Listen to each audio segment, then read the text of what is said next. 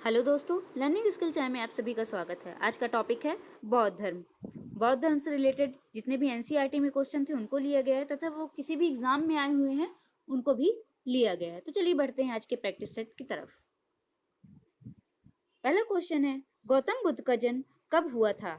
563 ईसा पूर्व, 558 ईसा पूर्व, 561 ईसा पूर्व, 544 ईसा पूर्व। इसका सही आंसर है 563 ईसा पूर्व।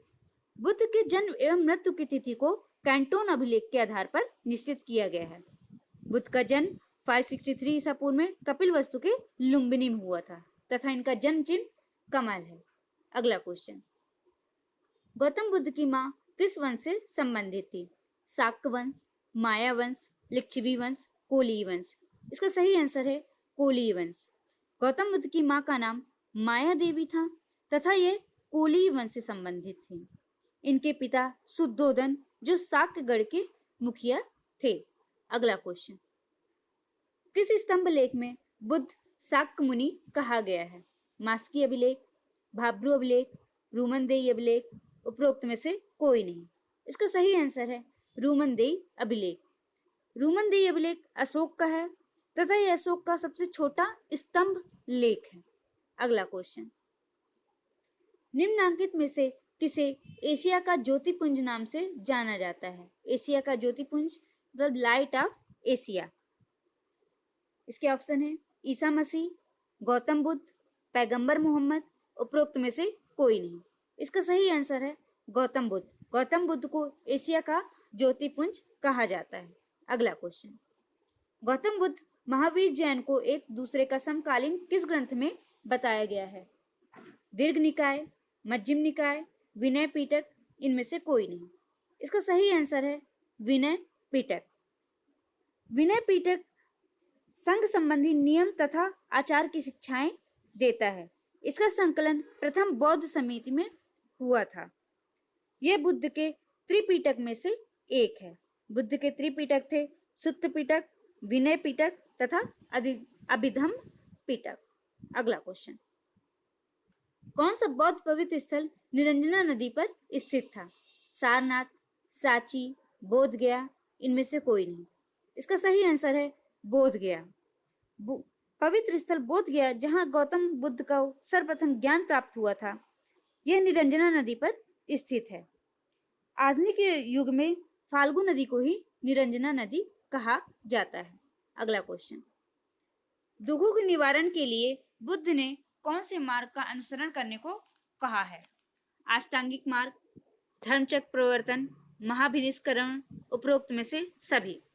इसका सही आंसर है अष्टांगिक मार्ग। दुखों के निवारण के लिए बुद्ध ने अष्टांगिक मार्ग को अनुसरण करने के लिए कहा है।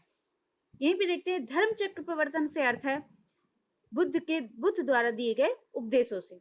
महाभिनिष्करण का अर्थ है बुद्ध द्वारा गृह त्याग।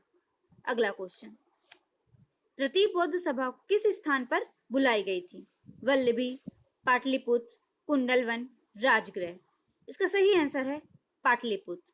तृतीय बौद्ध सभा पाटलिपुत्र में बुलाई गई तथा इस समय के राजा अशोक थे तथा इस सभा के अध्यक्ष मोगलीपुत्र थे। अगला क्वेश्चन, प्रतीत समुत्पाद का सिद्धांत संबंधित है जैन धर्म से, चार्वाक नीति से, आजीविकों से, बौद्ध धर्म से। इसका सही आंसर है बौद्ध धर्म से।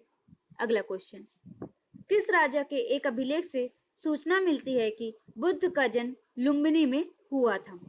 अशोक, कनिष्क, हर्ष, धर्मपाल। इसका सही आंसर है अशोक। अशोक के रूमनदेही अभिलेख से पता चलता है कि बुद्ध का जन्म कपिलवस्तु के निकट लुम्बिनी में हुआ था। अगला क्वेश्चन, किस शासक के काल में चतुर्थ बौद्ध संगीति का आयोजन कश्मीर में हुआ था? अशोक, काला अशोक, कनिष्क, अजातशत्रु। इसका सही आंसर है कनिष्क। कनिष्क के शासन काल में चतुर्थ बौद्ध संगीति का आयोजन हुआ था। यह कश्मीर के कुंडलवन ग्राम में आयोजित हुई थी तथा इसके अध्यक्ष वासुमित्र थे, उपाध्यक्ष अश्वघोष थे। अगला क्वेश्चन, बुद्ध ने सर्वाधिक उपदेश दिए थे वैशाली में, श्रावस्ती में, कौसंबी में, राजगृह में। इसका सही आंसर है श्रावस्ती में।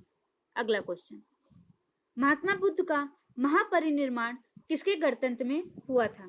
मल्लों के, लक्षियों के, शाक्यों के, पालों के?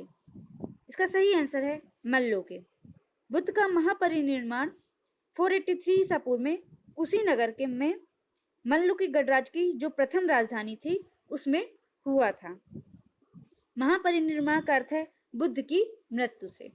अगला क्वेश्चन, बुद्ध संघ में भिक्षुओं के रूप में स्त्रियों के प्रवेश की अनुमति बुद्ध द्वारा दी गई थी। श्रावस्ती में, वैशाली में, राजगृह में, कुशीनगर में? इसका सही आंसर है वैशाली में। अगला क्वेश्चन, महात्मा बुद्ध ने अपना पहला धर्म चक्र प्रवर्तन किस स्थान पर दिया था? लुम्बिनी में, सारनाथ में, पाटलिपुत्र में, वैशाली में? इसका सही आंसर है सारनाथ में। बुद्ध द्वारा अपना पहला धर्म चक्र प्रवर्तन सारनाथ में मृगदाव हरिवन में दिया था। याद रखिएगा, सारनाथ में एक मृगदाव है, वहां पे उन्होंने दिया था। तो कभी कभी सारनाथ आता है, कभी कभी अगर इसके अंदर का पूछता है तो मृगदाव नाम भी वो देता है। अगला क्वेश्चन, बुद्ध कौसंबी किसके राज्यकाल में आए थे? शतानीक, उदयन, बोधि, उपरोक्त में से कोई नहीं? इसका सही आंसर है उदयन। महात्मा बुद्ध वत्सराज उदयन के शासन काल में कौसंबी आए थे, वहां उन्होंने 9वां विश्राम किया था। अगला क्वेश्चन, बौद्ध धर्म के त्रिरत्न के बारे में क्या असत्य है? स्तूप, धम्म, संघ, बुद्ध? इसका सही आंसर है स्तूप। बौद्ध धर्म के त्रिरत्न है धम्म, संघ, बुद्ध। अगला क्वेश्चन, गुप्त शासक चंद्रगुप्त द्वितीय के 9 रत्नों में से एक एवं अमरकोश के लेखक अमर सिंह का धर्म के अनुयायी थे? जैन, शैव, वैष्णव, बौद्ध? इसका सही आंसर है बौद्ध। यहाँ पे याद रखिएगा, बहुत सारी जानकारियां मिल रही हैं। गुप्त शासक चंद्रगुप्त द्वितीय के 9 रत्नों में से एक थे अमर सिंह, तथा अमर सिंह ने अमरकोश नामक बुक लिखी थी और यह बौद्ध धर्म के अनुयायी थे। अगला क्वेश्चन, बौद्ध धर्म ग्रहण करने वाली पहली महिला कौन थी? महामाया, यशोधरा, डिम्बा, गौतमी? इसका सही आंसर है गौतमी।